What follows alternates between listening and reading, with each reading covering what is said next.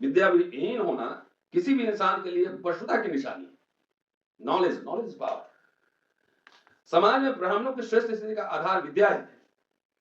विद्या की महिमा अपरंपार है। जो भी उसे ग्रहण कर लेता है उसकी नीचता दूर भागती है और उसे श्रेष्ठता प्राप्त होती है। मेरे स्वामी ज्योतिबा महान और भले आदमी है।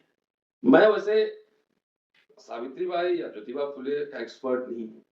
मैंने ज्यादा कोई शोध नहीं किया है। सिद्धार्थ भाई बैठे थे, यहाँ चले गए शायद, उनका लेख पढ़ा और मेरा जो परिचय हुआ वो हुआ इस किताब से, इसलिए मैं लेके आया। और सुभाष जी ने संपादित किया था, ये दे के गए थे। इसको मैंने पढ़ा है, कई प्रोग्राम में इसका मैंने सहारा लिया है। और उसके बाद एक ये है सावित्रीनामा। नरके साहब ने, हरी नरके साहब ने इंट्रोडक्शन लिखा है, बढ़िया इंट्रोडक्शन है, मतलब बहुत बढ़िया इंट्रोडक्शन।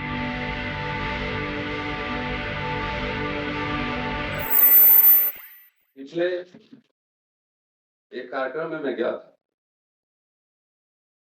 तो वहां देखा कि सिर्फ एक महिला बैठी हैं, वो भी ओल्ड माता जी, नौजवान नहीं थे और सारे ऑलमोस्ट रिटायर्ड लोग थे। तो मैंने एक सवाल उठाया कि आपकी महिलाएं घर पे हैं, आप तो सुनेंगे और शाम में जाके आप पार्क में बैठेंगे टहलेंगे, महिलाएं अगर सुनेंगी तो आस पड़ोस बच्चे तमाम लोगों को सुनाएंगी।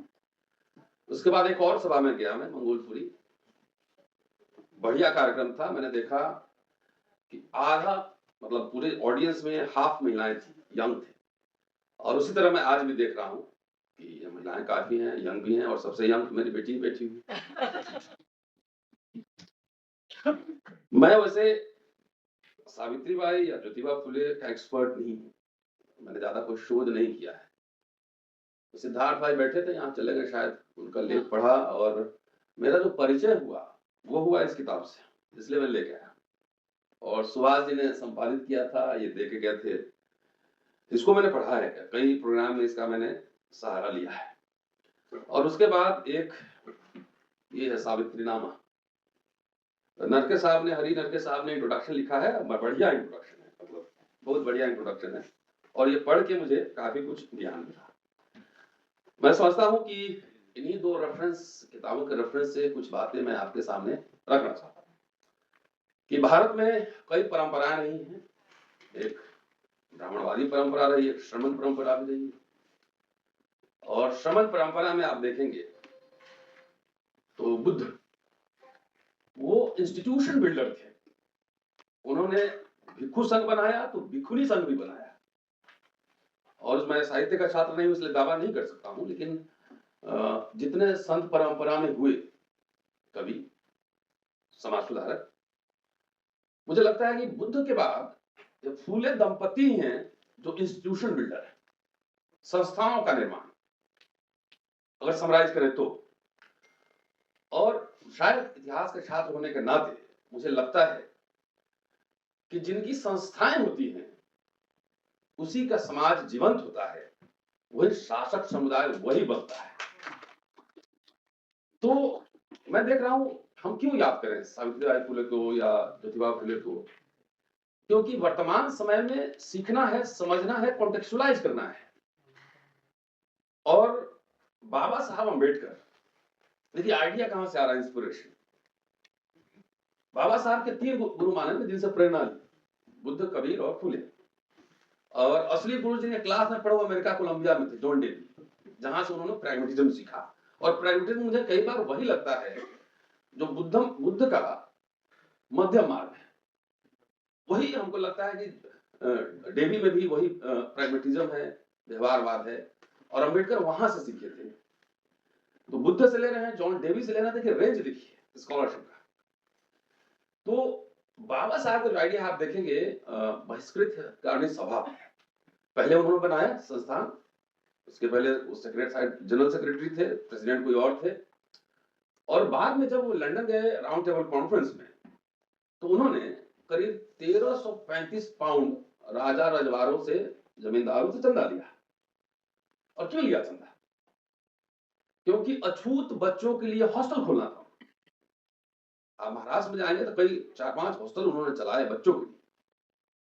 बाद में देखेंगे कि पीपल्स एजुकेशन सोसाइटी बनाया, पीपल्स एजुकेशन सोसाइटी, और सिद्धार्थ कॉलेज पहला है, उसका 1951 में फिर मिलिंद कॉलेज खुलता है, जहां से पढ़ के बड़े बड़े लोग निकले हैं।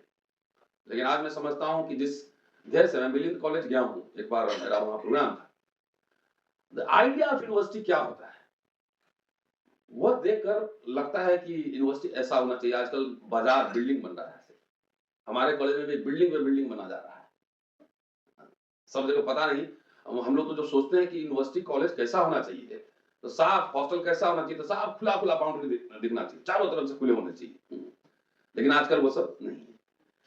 तो आइडिया जो ले रहे हैं अंबेडकर, वो ले रहे हैं फुले से, बुद्ध से, जॉन डेवी से, और उन्होंने संस्थाओं का निर्माण किया।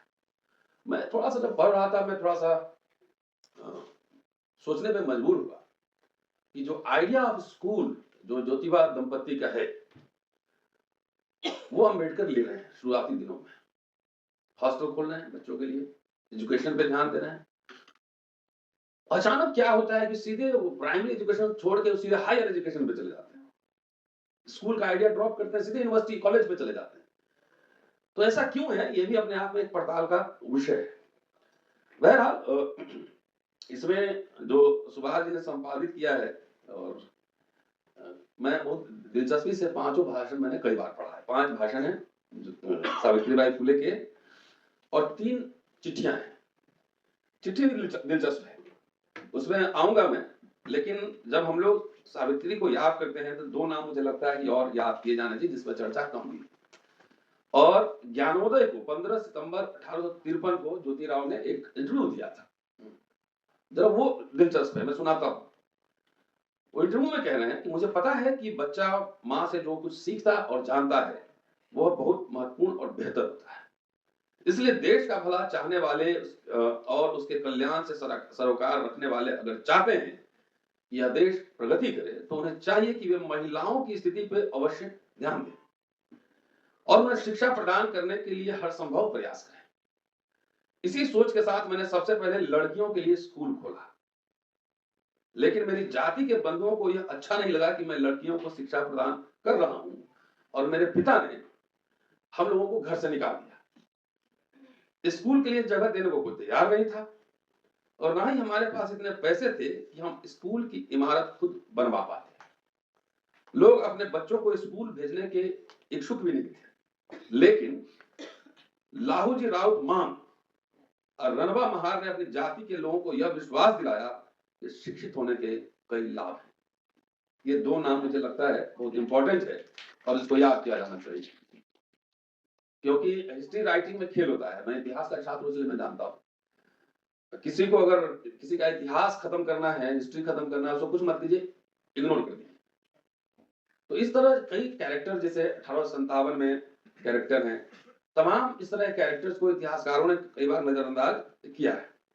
मैंने क्यों कहा कि बुद्धा के बाद I think both of them were the greatest institution builder, और इस रूप से याद रखा जाना चाहिए। देखिए 600-700 साल यहाँ पे मुस्लिम शासनकाल रहा, तब भी मठ और मंदिर बने रहे, उनको दान मिलता रहा, उनको मनसबदारी भी मिलती रही, सब कुछ बनता रहा। तो जब उनके मठ और मंदिर जीवित रहे, उन्हीं के थ्रू, चाहे अंग्रेजों का शासनकाल हो, चाहे मुसलमानों का शासनकाल हो, उसी इंस्टीट्यूशन के थ्रू उन्होंने शिक्षा, म्यूजिक, डांस, सब कुछ कल्चर को जिंदा रखा, और उसका रिजल्ट अब आपको देखने को मिल रहा है।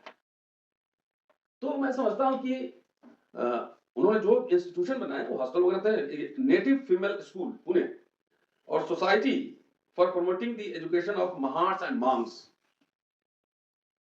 ये आज दिल्ली में मुझे लगता है 15 कार्यक्रम हो रहे होंगे कम से कम दिल्ली आसपास में, इसलिए हमारे मीडिया वाले बंधु थोड़ा कम भी हैं, कहीं इधर उधर भी चले गए। क्या है जंतर मंतर? इसी तरह 17 प्रोग्राम चल रहे हैं। तो आखिर मैं कई बार दलित मिडिल क्लास के फॉर्मेशन पे बोलता हूं, और जो लोग शासक बनना चाहते हैं देश में, सीएम पीएम वाले लोग हमसे नाराज हो जाते हैं।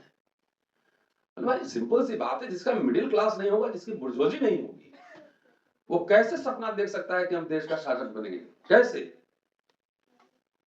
जो दलित मिडिल क्लास का फॉर्मेशन है, मैं दलित में ही फोकस रख रहा हूं, और बाकी लोग चाहे तो एनालिसिस के लिए इंप्लीमेंट कर लें। आखिर इंडियन रिपब्लिक और इंडियन कॉन्स्टिट्यूशन से दलित मिडिल क्लास आया है भाई। 1950 के पहले बाबा साहब ने 1942 में चंद्रमान जी साहब grievances of schedule caste minister बनने के बाद उन्होंने एक सीक्रेट डॉक्यूमेंट गवर्नर जनरल को सौंपा था, ग्रीवांसेस ऑफ शेड्यूल कास्ट, और उसमें 4 तरह की शिकायतें हैं। राजनीतिक शिकायतें हैं, फिर शैक्षणिक शिकायतें हैं। तो शैक्षणिक शिकायतों में जो बात कह रहे हैं कि भाई हमारे पास पैसा नहीं है, स्कूल नहीं है, एजुकेशन नहीं है, हमें फ्री शिप दीजिए, हॉस्टल दीजिए, बाहर जाने के लिए फेलोशिप दीजिए। और उस समय पूरे महाराष्ट्र प्रोविंस में कह रहे हैं कि 400-500 ग्रेजुएट होंगे मैक्सिमम। 1919 में जब साउथ बोरो कमेटी के पास जो डॉक्यूमेंट दस्तावेज पेश करते हैं, उस समय 1 ग्रेजुएट थे महाराष्ट्र में, और 42 में कह रहे 400-500 होंगे। तो पूरे देश में कितने होंगे? तो 4000 होंगे मैक्सिमम। 1914 का अखबार मैंने पाटलिपुत्र देखा अपने पीएचडी के दौरान, काशी प्रसाद जायसवाल एडिटर थे, और उसमें कितने मैट्रिक पास है सबका डेटा भी उसमें दिया हो, तो उसमें दलित एक भी नहीं था। बिहार की बात मैं कर रहा हूं। तो देश में कितने होंगे मैक्सिमम? तो 4000 होंगे ज्यादा से ज्यादा। और अचानक आजादी के 32 साल बाद, संविधान लागू होने के 32 साल बाद, 50 से लेके 82 तक 20 लाख सरकारी कर्मचारी हो जा रहे हैं दलित। ये आसान बात था क्या? ये एक शानदार उपलब्धि थी इंडियन कॉन्स्टिट्यूशन और इंडियन रिपब्लिक। 20 लाख कर्मचारी, देखिए कितना बड़े बड़ा कपड़ा पहन के बैठे हुए हैं। कहां से आए? वो सरकारी नौकरी और एजुकेशन से ही आया। कोई दलित के पास कोई इंडस्ट्री था क्या? कोई शेयर मार्केट में था? कोई बैंकर था क्या? कोई राजा रजवाड़ा था क्या? तो बैंक का अगर नेशनलाइजेशन हुआ तो उसमें सबको नौकरियां मिली, तो हमें भी मिल गई। उसमें जीएम बने कि नहीं बने, मैनेजर बने कि नहीं बने, सस्ता लोन मिला कि नहीं मिला, और उसी पैसे से बच्चा को विदेश भी पढ़ाए। तो पूरा जो कंट्रीब्यूशन है, एजुकेशन इज साइंटिफिक एजुकेशन। और एक पत्र है बड़ा इंटरेस्टिंग है सावित्रीबाई फुले का, जो अपने भाई के बारे में लिखती हैं। बहुत सारी, कुछ मैंने ढूंढ के रखा है कि आपको सुनाया जाए। कुछ कुछ 1-1 रुपए का हिसाब देते थे अम्बेडकर और ज्योतिबा फुले और फुले दंपति में। खास बात यह है कि बाबा साहब जो चंदा लेते थे, 3 तरह के चंदा लेते थे। एक पॉलिटिकल पार्टी के लिए, एक एजुकेशन के लिए, एक में इमारत फंड के लिए, इमारत फंड। और हर साल 1-1 पैसे का हिसाब देते थे, 4 आना 2 पैसे, ऐसे ऐसे। एक किताब में चंदे पे बनाने वाला, दलित राजनीति और चंदा का सवाल। आप बताइए बाबा साहब के बाद कितने संगठन हुए? नहीं, मैं सच कहना चाहता हूं, सच कहना चाहता हूं। क्यों हम कॉन्टेक्चुअलाइज कर रहे हैं कि 1-1 पैसे का हिसाब है, इसमें लिखा हुआ है कितना चंदा मिला, सरकार से कितना मिलता था, लोग कितने देते थे, सब लिखा हुआ है। और बाबा साहब भी उसी करते थे। बाबा साहब तो कर्जदार निर्वाण हुआ उनका, जब वो डेथ हुआ तो कर्जे में थे। सबसे ज्यादा कर्जा उनका किताब के दुकान वाले का था, किताब खरीदते थे। अब हम जब याद कर रहे हैं तो उन आदर्शों, उन मूल्यों को भी याद करना बेहद जरूरी है। और मैं समझता हूं कि अम्बेडकरी महिला मंच जो है ना, 1-1 पाई का हिसाब देगा सालाना एकदम। ये एक कीर्तिमान स्थापित करिए आपने, है ना? और किससे क्या लिए छोड़िए, जितना आया उसका कम से कम। कोई आदमी कहीं ब्लैक मनी को दे दिया चंदा कैश, तो क्या कर सकते हैं? अच्छा उसमें लिखा नहीं रहता कि ब्लैक है कि व्हाइट है। हाँ, तो ये कीर्तिमान मैं समझता हूं कि आज का एक रेजोल्यूशन होना चाहिए कि अगर हम सावित्रीबाई फुले की जयंती मना रहे हैं, बाबा साहब को मानते हैं, तो 1-1 पाई का हिसाब दिया जाए। क्योंकि इस दलित मिडिल क्लास ने ही सारे संगठनों का, पार्टियों को चंदा दिया है। नौकरी पेशा से जो लोग बना है वही दिया है। और जिसको भी चंदा दी है, आप जरा हिसाब मांगिए तो एक बार, तो आपको संगठन से निकाल देगा। इतने पैसे से एक विश्वविद्यालय खोले जा सकते थे, सैकड़ों बच्चे हम विदेश भेज सकते थे। क्या अरबों रुपए जो चंदा में गया, उसका कोई लेखा जोखा, कोई हिसाब है? हम स्कूल खोल सकते थे, पीपल्स एजुकेशन सोसाइटी को एक्सटेंड कर सकते थे, लेकिन कुछ नहीं, सब अनप्रोडक्टिव काम में सारे रिसोर्सेज वेस्ट चले गए। आप ही लोगों का पैसा गया है कि जहां से आपने शिक्षा ली, फ्री का एजुकेशन लिया, आईआईटी में पढ़े, मेडिकल कॉलेज में पढ़े, काउंटर प्रोडक्टिव पढ़े वहां पे, और आप ही अगर कह रहे हैं कि 70 साल में कुछ नहीं हुआ, तो कैसे नहीं हुआ? उस एजुकेशन से ही हुआ। मैं एग्जांपल दे रहा हूं भाई, मेरे दादा दादी मजदूर थे, चटकल मिल मजदूर थे, उन्होंने फादर को बीए पढ़ाया, फादर लगे इनकम टैक्स में एलडीसी लोअर डिवीजन,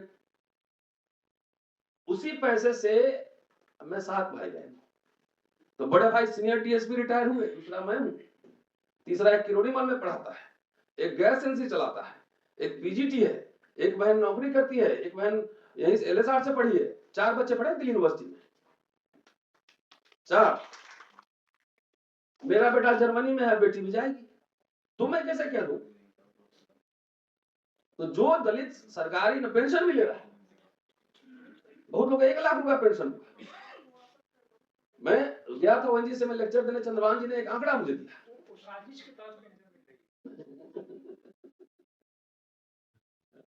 आरएसएस की भाषा दलित राजनीति में आ गया है। नहीं, ओएनजीसी में गया था, जवाहरलाल नेहरू ने बनाया था ओएनजीसी 1956 में, और आइडिया विजन क्या था? अंबेडकर और जब नेहरू का विजन अगर देखेंगे तो आसपास दोनों चल रहे हैं, पैरेलल चल रहे हैं। दलित नेताओं ने, पॉलिटिशियन ने तो ऐसा पिक्चर प्रेजेंट कर दिया कि अंबेडकर और गांधी या नेहरू जब मिलते थे तो आपस में मारामारी करते थे, गाली गलौज करते थे, जगजीवन राम से जब मिलते थे लगता था खटिया वटिया तोड़ देते थे। नहीं, ऐसा मतलब इन लोगों के बीच कॉरेस्पॉन्डेंस होता था, बातचीत होती थी, कैबिनेट में जब बैठते होंगे तो खाना भी साथ खाते होंगे। लेकिन ये दलित जितने कौन वाले राम आप कहते हैं, उकरा, इन्होंने ऐसा पिक्चर प्रेजेंट किया, भाई ऐसे नहीं होता है पॉलिटिक्स, समझौते होते हैं। बाबा साहब का देखिएगा, मेरी जनवरी में हो सकता है किताब आ जाए, अंबेडकर और संसदीय लोकतंत्र पे मैंने अभी एडिट किया है। आपको क्या लगता है कि बाबा साहब एक ही विचार मान के बैठे रहते थे? नहीं, उनके विचार टाइम टू टाइम बदलते रहते थे।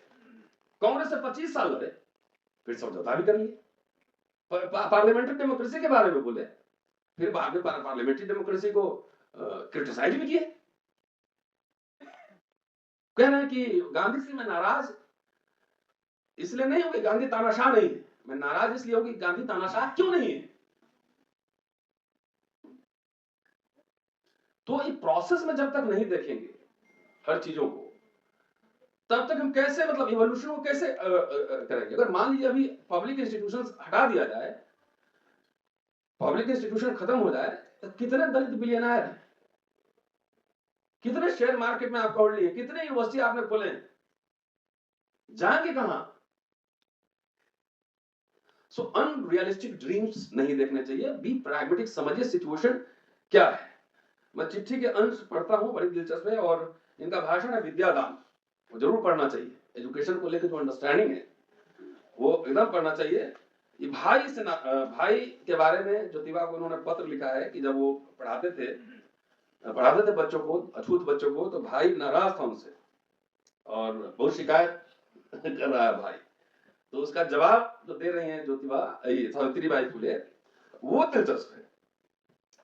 कह रहे हैं कि ब्राह्मण जब अपने, थोड़ा सा अंश पढ़ता हूं, जब अपने पूजा के वस्त्रों में होते हैं तब तुम्हें भी तो अपवित्र मानते हैं, वे तुम्हें भी महारी मानते हैं, ऐसा क्यों?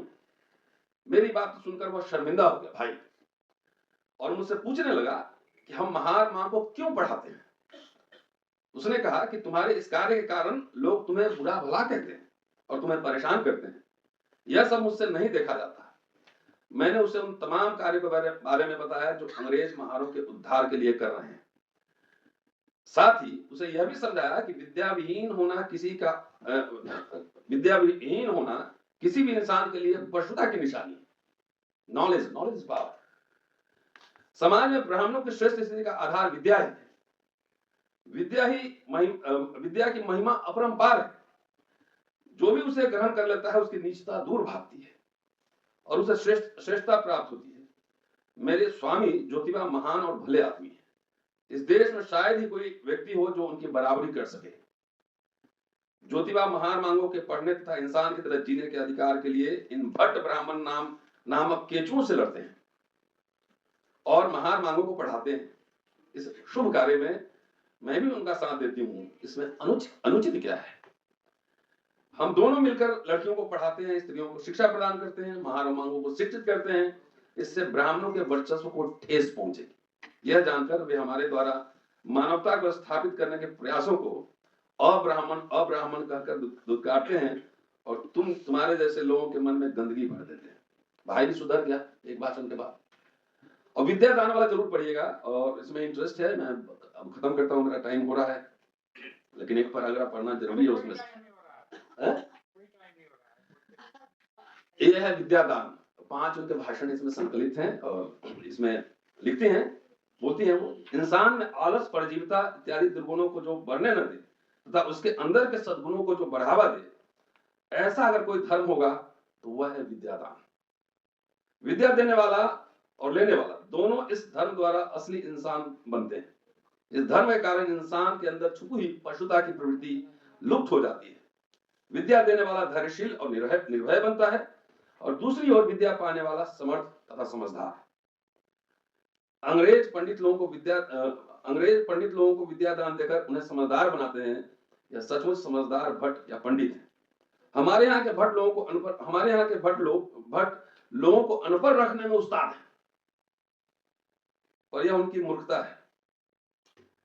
फिर आगे लिख रहे हैं कि भाई इतने साल जो विदेशियों ने शासन किया यहाँ पर, उसका कारण क्या था? अज्ञानता थी, हमारी अज्ञानता। लोग आए, 10-20 लोग भी आता था, घोड़ा पे बैठ के पीट पाट के यहाँ शासन कर लेता, 50 लोग भी आए शासन कर लेता।